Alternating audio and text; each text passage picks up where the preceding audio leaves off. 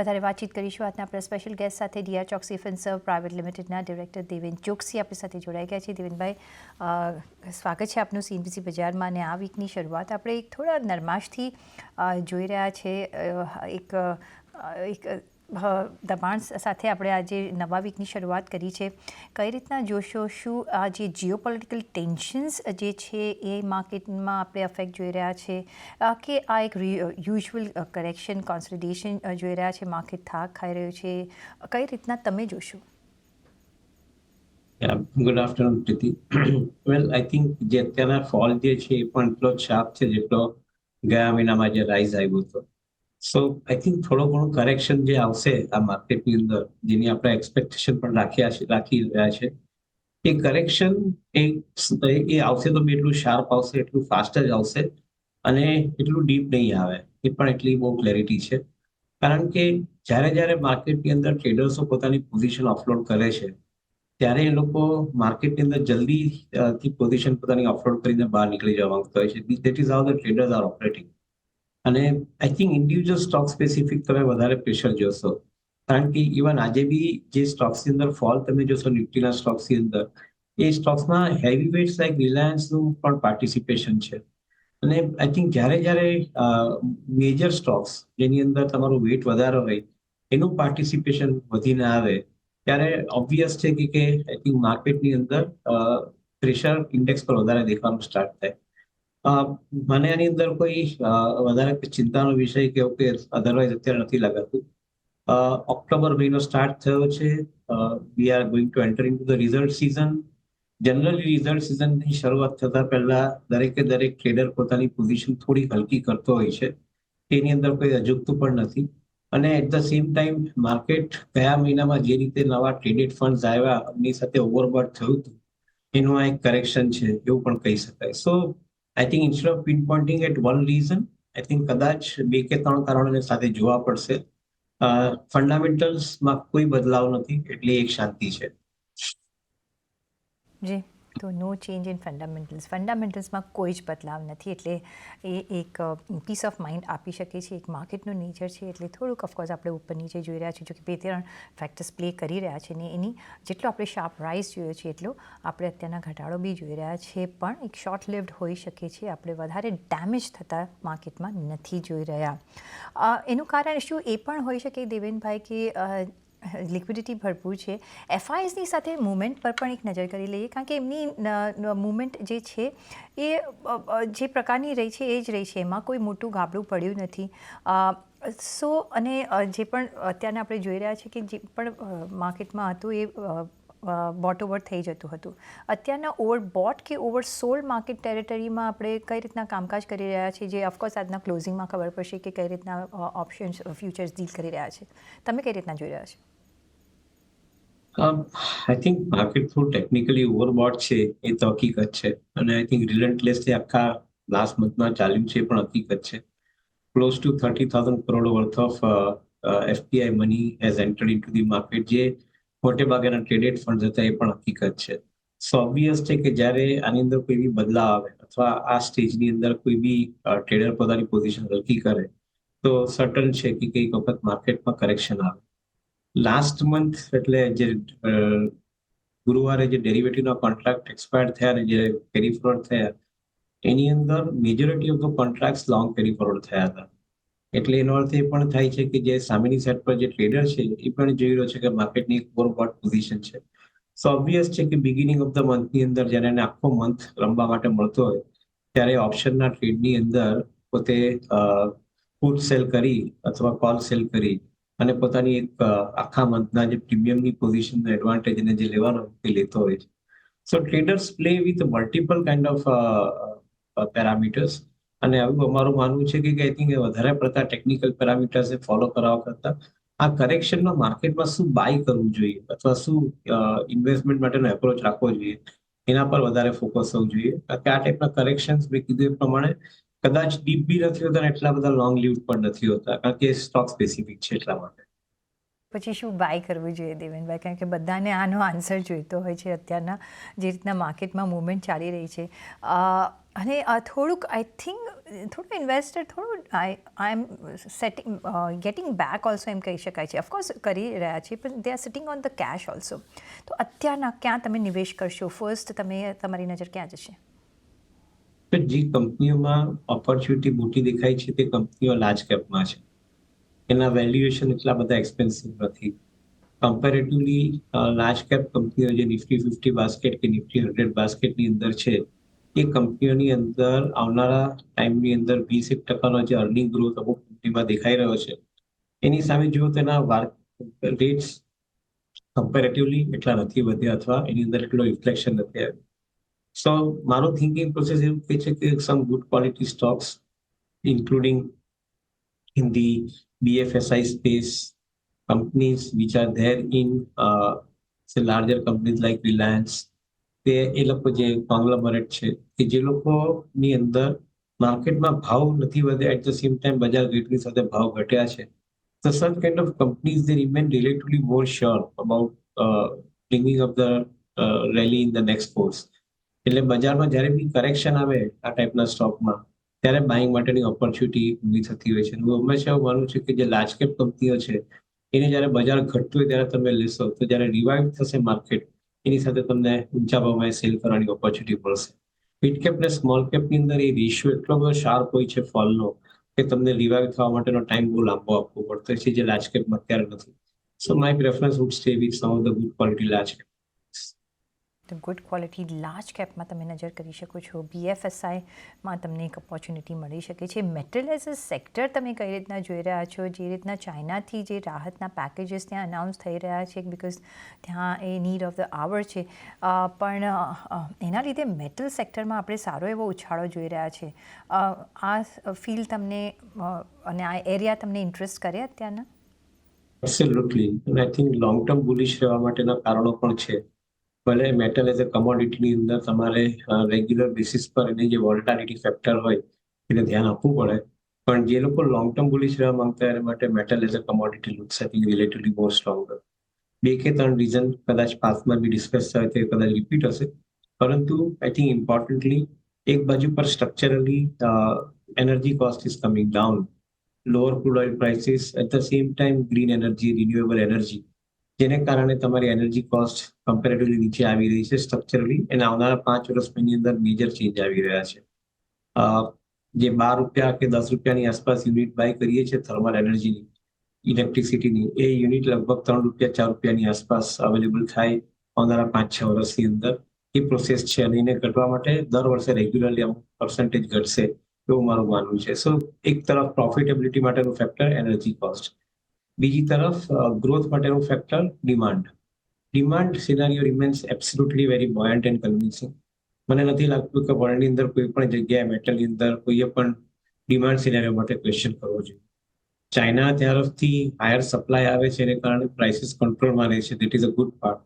પરંતુ મારું એવું માનવું છે કે અહીંયા આગળથી જે નવું ઇન્ફ્રાસ્ટ્રક્ચર ઊભું થઈ રહ્યું છે, also because of the disruption created by the AI habits, એને કારણે જે નવું ઇન્ફ્રાસ્ટ્રક્ચર ઊભું થઈ રહ્યું છે, though that infrastructure also is going to consume a lot of basic raw material including metal as a commodity.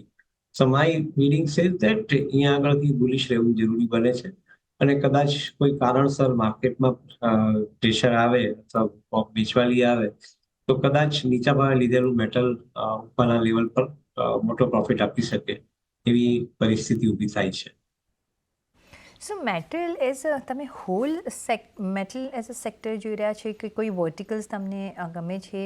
Ferrous non ferrous મેટલની જો વાત કરીએ તો કઈ રીતના તમે અહીંયા કોઈ પર્ટિક્યુલર એરિયા પર જોઈ રહ્યા છો? અને સાથે પ્રેશિયસ મેટલ એની પણ સાથે વાત કરી લઈએ બિકોઝ અહીંયા આપણે જોઈ રહ્યા છીએ ભાવ ઘણા બધા વધી રહ્યા છે, એવરી ડે હાઈઝ બનાવી રહ્યા છે, ગોલ્ડ સિલ્વર હોય. કઈ રીતના તમે જોશો અહીંયા? સો એનું ગુડ પાર્ટ ઇન હ્યુમર, ઇન્ડિયાની અંદર જે રીતે પર કેપિટા ઇન્કમ વધે છે એ રીતે ગોલ્ડ અને સિલ્વરના ભાવ વર્લ્ડની અંદર નહીં ઘટે, કારણ કે India remains I think major consumer of gold, that is for sure. But having said that part about the precious metal, the major important driver જે છે તે ફેરસ નોન ફેરસ બંનેમાં છે. વ્હાઇટ મેટલ અને ફેરસ મેટલ એટલે steel, એ બંનેની અંદર demand સિનારીઓ અહીંયાથી મોટો રહે છે. અને પછી એ ઇન્ડસ્ટ્રી લેવલ પરથી આવતું હોય કે ઓટોમોબાઈલ ક્ષેત્ર તરફથી આવતું હોય કે રિન્યુએબલ સેગમેન્ટની અંદર જ્યાં આગળ આપણે નવી સોલાર પેનલ નાખી રહ્યા છે કે નવા વિન્ડ ટર્બાઇન બેસાડી રહ્યા છે, એ દરેક જગ્યાએ I think consumption of metal is higher, including the areas like data centre, ત્યાં આગળ ક્લાઉડ કમ્પ્યુટિંગ રિલેટેડ એક્ટિવિટીઝ ચાલે છે, ત્યાં પણ requirement of metal is going to be powering this entire sector. ઇન્ફ્રાસ્ટ્રક્ચરની અંદર roads, railways, airports, sea ports, એના જે કન્સ્ટ્રક્શન અથવા હાઉસિંગ એના જે રિલેટેડના કન્સ્ટ્રક્શન છે એમાં પણ મેટલની મોટી ડિમાન્ડ આઈ થિંક આપણે એક્સપિરિયન્સ કરી રહ્યા છીએ, કદાચ અહીંયાથી વધીને આવશે. So I think each and every area where the metal is getting consume, ત્યાં આગળ આઈ થિંક આવનારા સમયની અંદર ડિમાન્ડ સિનેરિયો અપબીટ રહેશે અને at the same time cost scenario under control રહેશે. સો બંને વસ્તુ in a way is a sweet spot. I think બંને વસ્તુ હેલ્પ કરી રહી છે આ સેક્ટર. એબ્સોલ્યુટલી.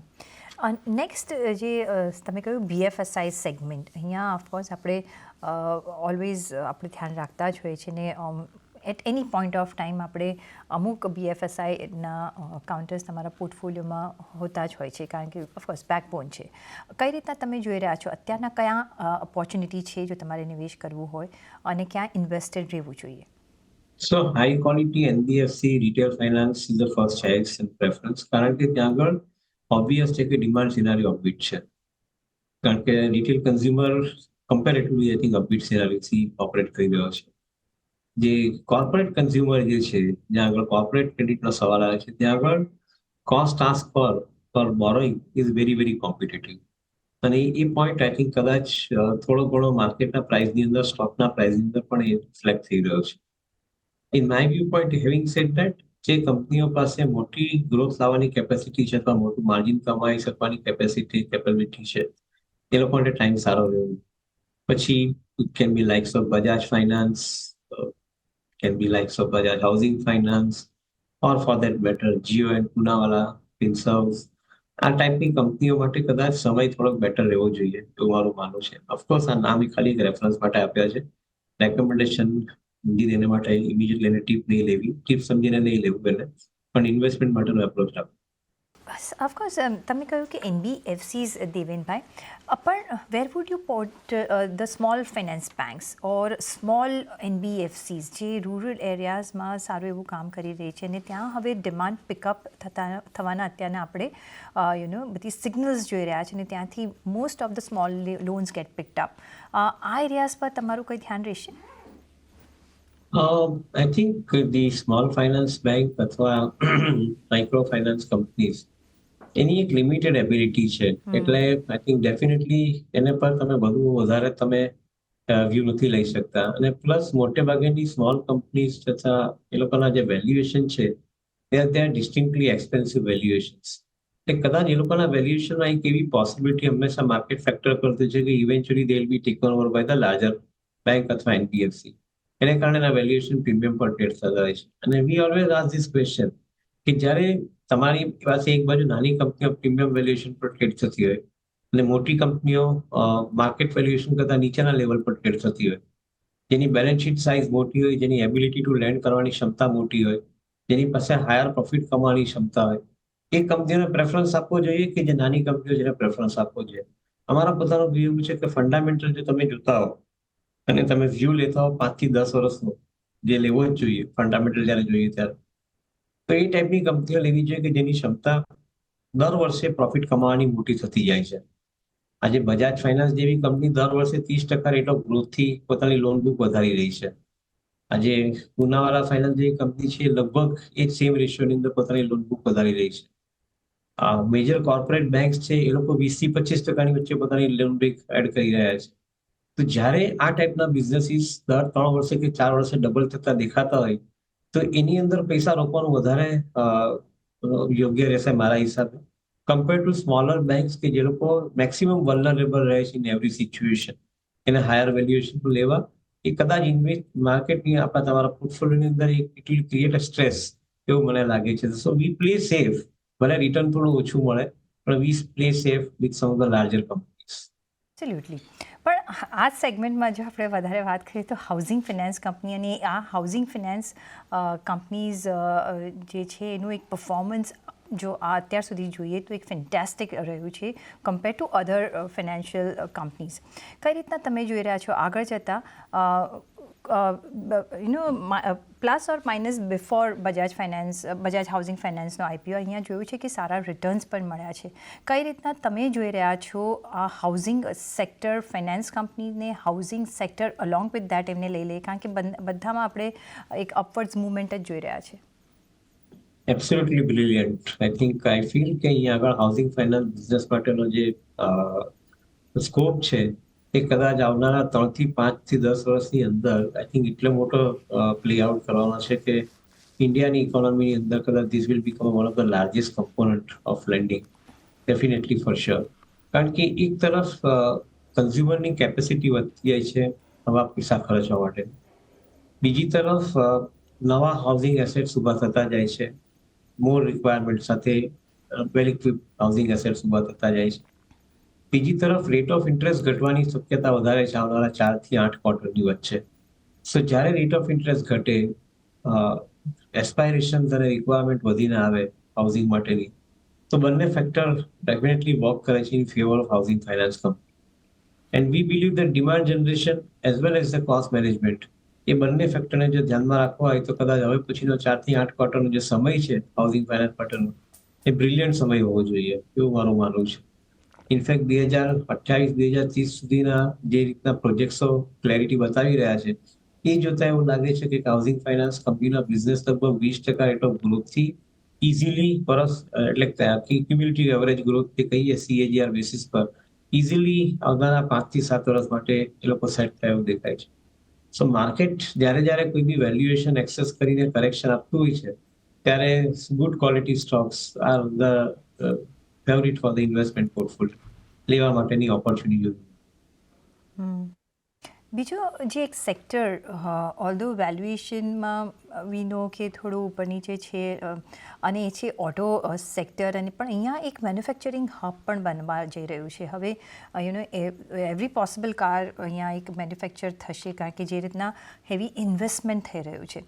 કઈ રીતના તમે આ સેક્ટરને જોઈ રહ્યા છો along with the auto ancillary? I think argument in favor of demand generation extremely positive. Why? કારણ કે એક તરફ રેટ ઓફ ઇન્ટરેસ્ટ ઘટીને આવે છે, બીજી તરફ મોટે ભાગેની બધી પ્રોડક્ટ છે કંપનીઓ જે પ્રીમિયમાઇઝેશન તરફ જતી જાય છે. મારુતિ, હુન્ડાઈ, કોઈ બી તમે કંપનીને પેસેન્જર વ્હીકલમાં જુઓ પ્રીમિયમાઇઝેશન તરફ મૂવ થઈ રહ્યા છે. Bajaj auto classic example in two wheeler premiumisation તરફ મૂવ થઈ ગયા છે. Starting from 100cc motorcycle to 700cc 800cc motorcycle, એ આખી જે રેન્જ છે થ્રુ બજાજના પોતાના પ્રોડક્ટ અથવા KTMના પ્રોડક્ટ અથવા હસ્કવર્નાના પ્રોડક્ટ અથવા ટ્રાયમ્ફના પ્રોડક્ટ્સ, એ આખી જે રેન્જ છે એ રેન્જ પ્રીમિયમાઇઝેશન બતાવી રહી છે.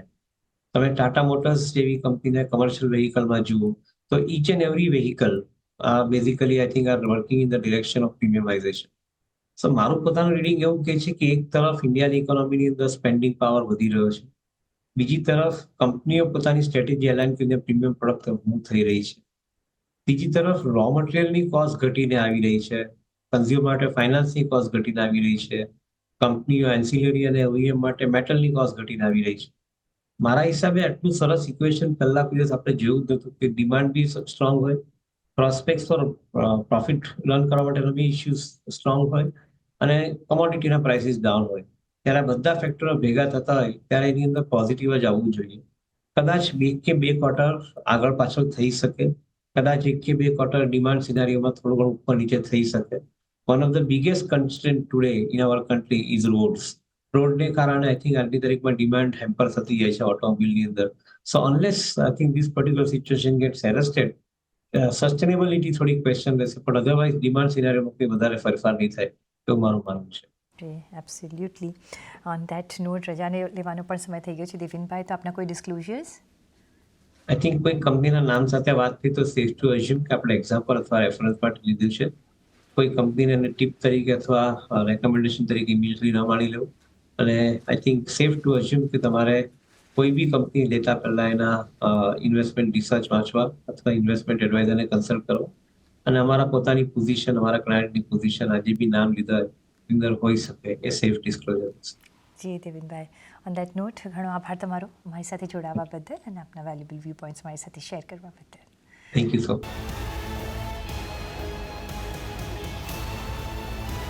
મને પણ આપશો રજા. જોડાયેલા રહેજો CNBC બજાર સાથે. નમસ્કાર.